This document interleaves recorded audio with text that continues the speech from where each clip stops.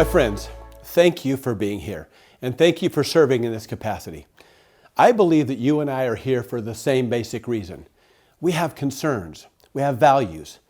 I'm going to share mine with you, and if mine align with yours, I would appreciate your support in voting for me for House of Representatives District 71 in the state of Utah.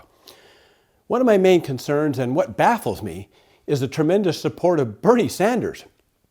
He even won in the Democratic primary in Utah, and the vast majority of people that voted for him have graduated from high school in the last 5 to 15 years.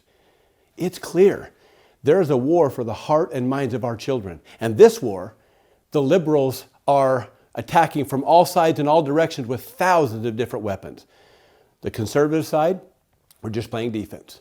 The result is our children grow up and leave our homes and believe the exact opposite of what we taught them in our homes. So I'm committed to creating a Teenage Republicans Club in every high school in the state of Utah, something I began when I was a state vice chairman of the Utah Republican Party. Where is the Constitution really taught if not in our homes? The Constitution itself and its purpose, its power, its nature, the Bill of Rights, the First and Second Amendment and the power within those, and free markets and capitalism, where's that taught? I want to make sure that our graduating seniors, when they leave, they love the Constitution of the United States because they understand why the United States of America is the most prosperous, most powerful country in the entire world, and it remains that way with them moving forward. Now, a lot of this is going to come down to education at home and at school. And I understand that our teachers are some of the lowest paid in the United States, and that's a travesty. But I also understand that if you want to improve something, you've got to put the money at the point of productivity, right where it has the power to do the most good. And I believe that's in the classroom, with the teacher's salary to incentivize, to attract and retain our best, and in their budgets to make sure they can work at the point of productivity on behalf of our children. I'm also an advocate for parent choice. These are their children. They know what's best for each of their children and in what environment their children will flourish the most. And we owe them to maintain that right. Now, Utah lands, we all know that over 65% of the lands in Utah are still federally controlled and federally managed. And all of the revenue from those lands is being funneled off to the federal government. I believe that the land within the bounds of Utah should be managed and controlled by Utahns. It's our land. We work it. We ranch it. We recreate there. We're the best to make those choices. And the revenue from those lands should go straight to fund our education in Utah. Our kids deserve that money.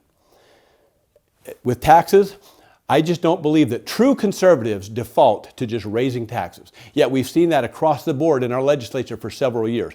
Last year's tax increases with our food and our fuel, and they even wanted to increase or create new taxes on our services.